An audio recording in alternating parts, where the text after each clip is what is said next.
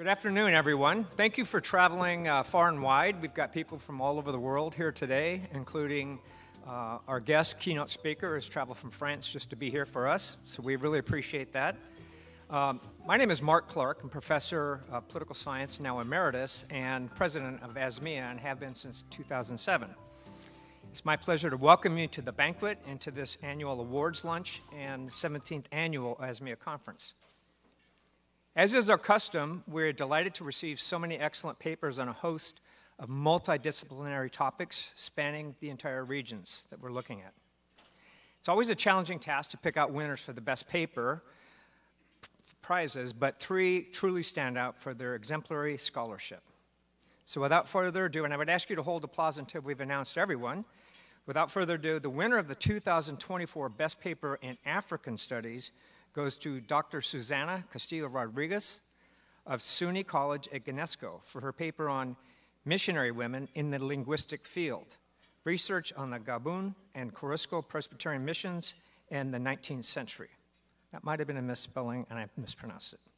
For Middle Eastern Studies, the 2024 Best Paper was awarded to Dr. Irit Bak of the Tel Aviv University for her paper, The West African Muslim Community from the Late Ottoman Period to Mandatory Jerusalem, the Role of Sufism.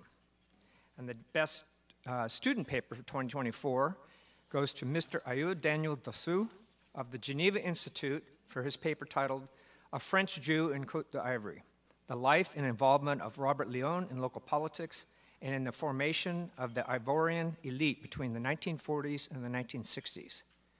In addition, the Best Student Poster Award goes to Miss Juliana Dent of Abilene Christian University for her presentation of When is a Consulate Not a Consulate?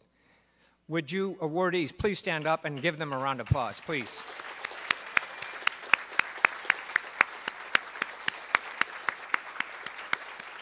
Awesome. Congratulations to you all. Thank you. Congratulations, and if you see them in person, make sure to congratulate them and ask them about their paper. There's nothing more enjoyable to a person that spent time researching and writing, as many of us know, than to be asked questions about what research you've done. We are very honored to welcome to the ASMEA conference this year Professor Gilles Kepel of the, and I'm not going to pronounce it correctly, I have three French speakers right to my right, so pardon my French, as it were, l'École Normale Supérieure in Paris, where he served as chair of the Middle East and Mediterranean Studies Department. A political scientist and an Arabist, Professor Kepel studied in Damascus and Cairo, taught at Columbia University, New York University, the London School of Economics, and the University of Civitella Italiana. His research field covers political Islamic movements in the Middle East and North Africa, and Islam in the West. And in 2022, he served as special envoy for French President Macron. He has published now more than 21 books, certainly more than 20 books. His latest, though there is one more, and I'll give you a quick update on that, his latest, and it's going to be the topic of his presentation, Holocausts, Israel, Gaza, and the War Against the West. That will be the subject of his talk today. If you are interested, his most recent book, and this is in French, A World of Global Upheaval, 7 October and Its Aftermath. He just published it this September. He's a veritable machine when it comes to producing, and he's been doing this for about 40 years, so he is phenomenal. If you're interested as well, there's a very good review by our own editor of the journal, Frank Salome. Gilles Kepel, Impish Like Voltaire.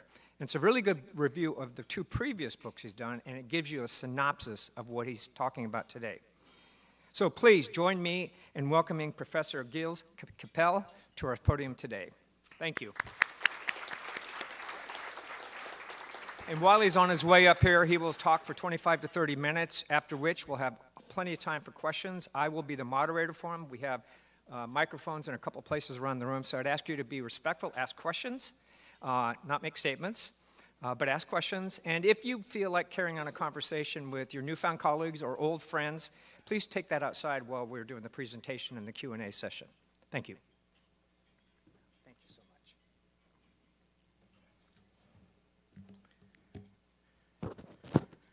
Well, thank you very much for your introduction.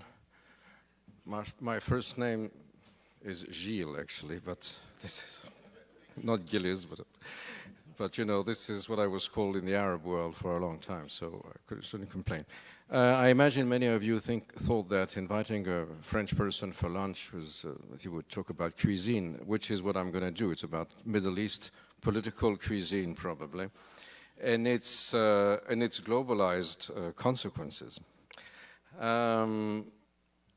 My aim today, and after what the very interesting panels which I attended this morning, would be to try to put some order, epistemological order, if I may say so, into what has happened in the region since October 7th, and to try to gauge or to anticipate its consequences. And not only did I come to Washington here to be your guest at the ASMEA annual convention, and I would like to thank Dr. Frank Salame, who came to visit me in Paris and suggested that I come, and I was extremely excited at the idea, and also, of course, Dr. Asaf Romirovsky and all the people who deal with ASMEA. But it so happened also, and even though I'm an atheist, I'm a providentialist atheist, so hence the fact that it took place together in the same place and same location as the American presidential election, which is so crucial and quintessential for what is going to happen in the Middle East, and what that was impacted by a foreign policy issue like never in history. Would an election be? Or same happens in Europe, in France, in Britain, in Italy, and even in Germany and other places. So then I thought I was under divine inspiration, and I could not but come and talk to you. Let's start with the beginning, i.e. with October 7th. In the book that was just mentioned, which I called Holocausts in the plural, and I will stay a little on that in a minute, because in French we do not nowadays use Holocaust in order to mention only what is called in Israel Shoah anymore. We use actually the Hebrew parlance, Shoah, because of the movie by Lanzmann, who was a Frenchman, was so important. It's called Shoah. And then saying Holocaust in French also refers to the etymological dimension of Holocaust, i.e. a human or an animal sacrifice in order to please God. And this is why I put it in the plural, in order to try to understand what was at stake in the mindset of the different actors. Not that I was trying to say that all things are equal or whatever, but I was trying to understand what people had in mind. And what I've been trying to do, I mean, writing all those books recently was not also an issue of being a compulsive writer, as you kindly mentioned. But after half a century of career, if I may say so, in the field of Middle Eastern studies and also studies of Islam in the West,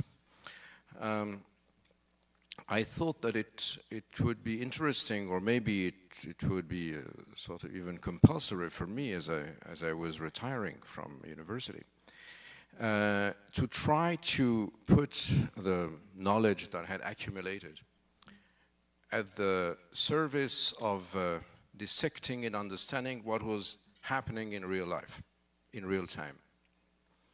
And then the first thing to do was to try to understand what Hamas had in mind in launching October 7th. Many people because they thought of October 7th from the viewpoint of the victims, called it a pogrom, which is understandable from the victim's point of view, because seen from there, it was the worst pogrom of Jews since the end of the World War II and of the Nazi after the Tsarist pogroms. But from the Islamist point of view, it was not at all a pogrom. Didn't care less about what a pogrom meant or did not mean. It was a ghazwa. In Arabic, ghazwa, which has gone into French or Italian as razzia or razzia, is what in English you call raid, but raid has lost its Arabic origin, which is still present in French or Italian, and I think also in Spanish. And it is something which defines that type of operation. It defines it even in contemporary Islamist parlance. The 9/11 operation was called in Arabic by bin Laden himself and his people, al-Ghazwatain al-Mubarakatain, i.e. the blessed double raid or razzia. Why double? Because it was on New York and Washington. And it refers to the tradition of Islamic military conquest and also to an old method of Arab or warfare, particularly in the Arabian Peninsula. And as far as the Islamic jihad ideology mattered, there was a very famous raid or razzia that the Prophet Muhammad undertook in year 628 AD or year 7 Hijra against the Jewish oasis of Khaybar, which is now located in Saudi Arabian territory and which still exists, which was part of the Medina Confederation. The Prophet, for reasons that I have no time to explain here, decided to raid it, and it is very precisely documented in the Sirah Nabawiyya, in the sacrosanct life of the Prophet, explaining how, with very precise and cruel details, how the Jews were attacked, were tortured, how the chief of the Jews was tortured in front of his wife, who would end in Muhammad's harem afterwards, and so on and so forth. Because the Jews did not accept the revelation, and also because they would not tell him where the treasure was hidden, because the raid was used to finance the future attack on Mecca. And whenever there is an attack by Hezbollah, or there was an attack by Hezbollah or Hamas against Israel, or anything anti-Jewish, the marching orders would be Khaybar, Khaybar, ya Yahud, Jaysh Muhammad Sayaud, which means Khaybar, the name of this oasis, Khaybar, Khaybar, hey Jews, the army of Muhammad's army is back. And to a large extent, this is what, in my understanding, explains the scenes of sheer violence and the horrors that were pictured and were documented either via the kibbutzim CCTVs or the GoPros that the attackers carried on them, and the way they related to their families. Say, hey, Mom, look, I killed 4 Jews with my own hands in the last 4 minutes, and wow. And because to a large extent the fighters thought that it was sacrosanct, that they sort of emulated what the Prophet had done in year 7 Hijri. And so this was, I believe, something very important to understand the shock, and also the way the 7th of October attack was deciphered, was perceived by a number of people who saw it through their Islamist lenses. Now, that's one thing. Another one on which I wish to jump immediately to is many people, including myself, thought in the aftermath of October 7th that such a thing could not have happened without a very strong Iranian implication, and that it was so remarkably choreographed, if you forgive my using this term, so efficient in terms of the number of dead, of the shock wave that it sent in Israeli society, in the West, and so on, that Hamas itself probably did not have the capacity to do it. But, you know, after a while, and as evidence accumulated, I and others were wrong, because this was something that was defined, that was planned, that was thought of by the Hamas establishment and by Sinwar himself. And he did it without the Iranian blueprint or any of his proxies' blueprint, but actually Iran was, in that case, the only center of decision that mattered. And that led to the fact that, you know, a little more than 1 year afterwards, Hamas has paid the price for this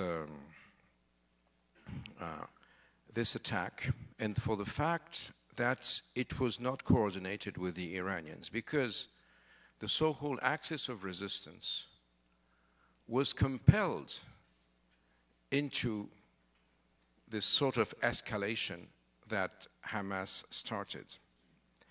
And this was not at all what Iran had in mind in its opposition to Israel and in its use of Hezbollah as a proxy to put maximum pressure on Israel so as to protect Iranian territory from any American attack on its nuclear sites.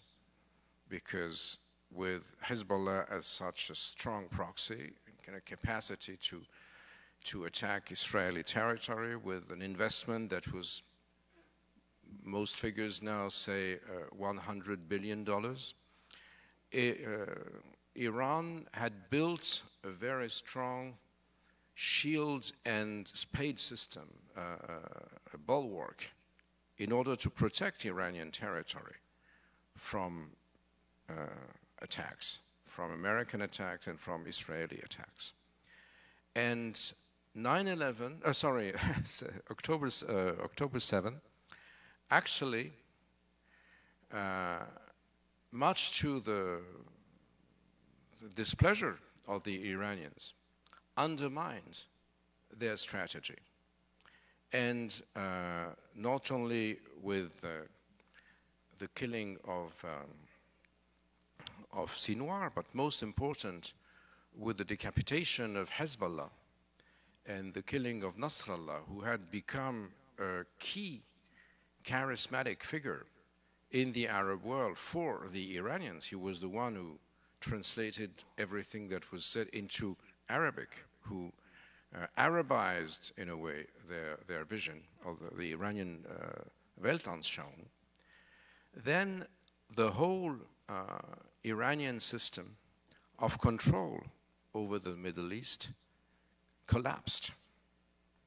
And what we have today is an an Islamic republic, which is in dire straits because all its strategy failed and crumbled with the destruction of Hezbollah And the challenge of the Iranians is to be able to rebuild a strategy that will protect their territory. I believe we're at a defining moment because, as I mentioned earlier on, and as you know, we're awaiting for the presidential election in America. And everyone is at a standstill in the Middle East now because everyone is waiting.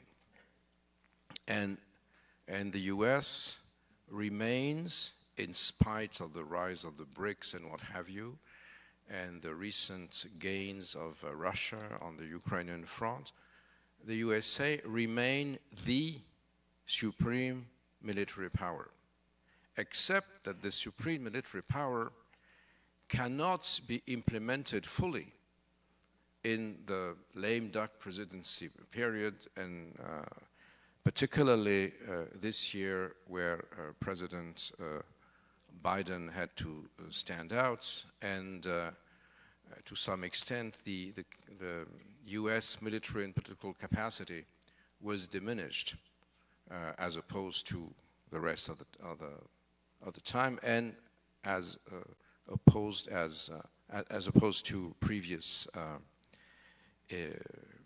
campaigns and election periods.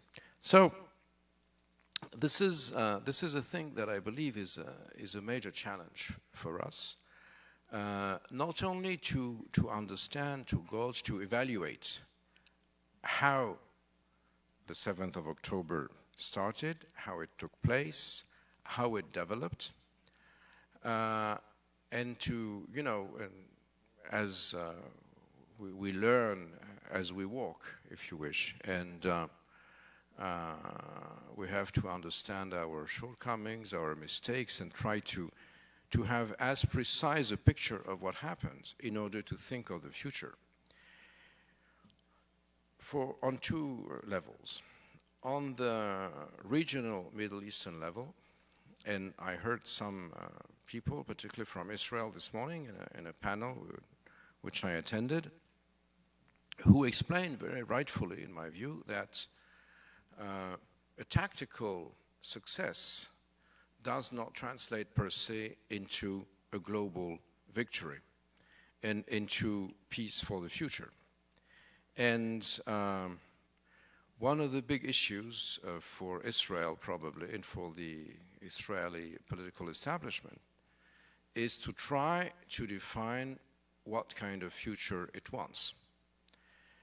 And also to understand that most Western countries that had, at the government level at least, backed Israel in its right to defend itself since October 7th, are not going to give a blank check to the previous prime minister, and to the present, prime minister. And they're going to think of the future of the Middle East according also to their own interests. This is clearly going to change due to the outcome of the election. And I'm not sure, but Americans know better, of course, than a Frenchman on those things. I'm not sure that whoever is elected makes a real difference from that point of view. I mean, it will be the interest of America and the interest of the West that will be more important than the political career of Mr. Netanyahu. That's one thing. All the more so because one thing which was extremely striking was that what happened in the Middle East had extremely important global consequences. As most of us are academics here, or former academics in my case, we couldn't but be struck by the fact that universities became, and you know, from Harvard to Columbia to Sciences Po to wherever in the world, hotbeds of mobilization, pro and con, and particularly for Palestine and against Israel. And that has hijacked, to a large extent, political life in Western societies. In my own country, France, for instance, we had as in other EU countries, European elections. And the alliance of the extreme left and the Islamists was sort of enhanced by events in Gaza and by the Gaza genocide, and I'll end, quote unquote, and I'll end with that, to the extent that the main slogan of the France Embarked, or La France Insoumise, extreme left with cum Islamic flavor coalition, was Gaza. That's it. No working class, no proletariat, no nothing, Gaza. And you know, they fared rather well. Something which in a way translates into a more fundamental change in world order, a global upheaval, as I entitled the new little book I published in September on that matter. Something which changes, I believe, the moral foundations of the world that had been coined or created after World War II and by with the creation of the UN. After World War II, the Nazi genocide was perceived as the supreme evil, and everything was done so that it would never happen again. And to that extent, and I will not enter here in the dispute between Prime Minister Netanyahu and President Macron on the creation of Israel, whether it was the War of 48 or the declaration of the UN of the fall 1947 that prepared for the Jewish state, the creation of the Jewish state. But from the UN point of view, clearly this was also a means to offer to the survivors of the genocide a shelter and a shelter state. And so the horrific dimension of the genocide, of the Nazi genocide, was not questioned. Now, with what happened in Gaza, in retribution for the horrors of the pogrom or the razzia of October 7th, i.e. with the 40,000+ dead.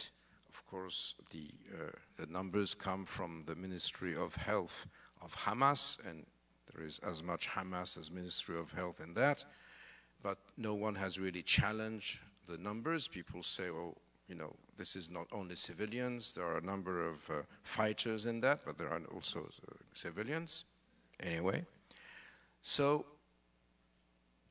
based on that, the very concept or the notion of genocide has been reused against the state founded by the survivors of the genocide.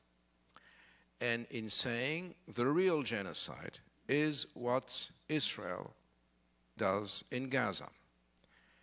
Now, the other genocide, the 1940s, this is old hat. B, you know, people just don't read books anymore, as people who sell books know, become poorer and poorer every year. And on the social networks, you know, it's common knowledge that we're not sure anything really happened. You know, it was cooked and fabricated by the Jews or what have you. So did it matter? It's old. It's an old thing. It's not part of history. We're unsure. And anyway, it was something they had to do to deal, you know, only with Europeans within themselves. And now the planet is largely non-European. Europeans are a small amount of people on the surface of the planet. And actually, the real crime in modern history of mankind was not this Jewish genocide by the Nazis that we're not sure existed. It is colonization. Colonization is the genocide par excellence. And what Israel does in Gaza is the epitome of colonization genocide. What does that mean? It means that the global south, of which the Palestinians are the symbol, in the parlance of the militants, has the right to claim its status of victim against the North, which is the global evil, if you want. And that the North has helped Israel to commit the genocide in Gaza because the North is the culprit. And this has global consequences because the geography, the political geography of the 1945 periods plus was based on the fact that the world was divided along longitudes, east against west, free world against socialist world, or whatever you want to call them. But none of them did put into question the Nazi genocide. They even accused the others of facilitating or whatever, but, you know, all of them considered that this was absolute evil. Now, we have a different political geography, a global political geography. East versus West has become irrelevant in the words of the militants, actually. And it's South against North, a global South which has enormous wealth due to oil wealth, due to China trade, and so on and so forth, which has an enormous chunk of the population of the planet versus the European, American, and whatever further west, global South, I mean, which is now renamed the North.